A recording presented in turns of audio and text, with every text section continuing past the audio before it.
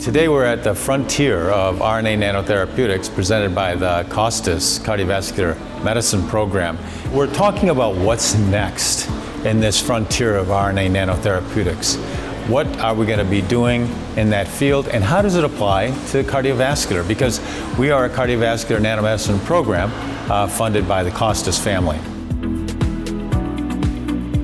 Delivery systems need to be designed on purpose, depending on the target areas, target cells, and so on and so forth. So my interest here is to gather as much information as possible on the pathologies that I could try and tackle in my future in order to tune my drug delivery system accordingly.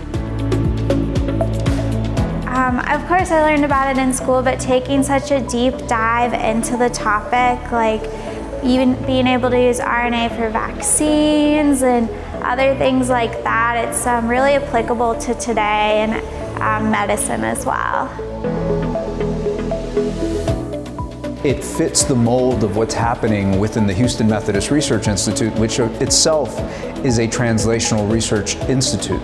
The things that we do here aren't for the sake of basic science, and the basic science that's being researched really is benefiting our patients. So it's a good mesh of the science, the translational approach, and then the focus always on driving that into the clinic.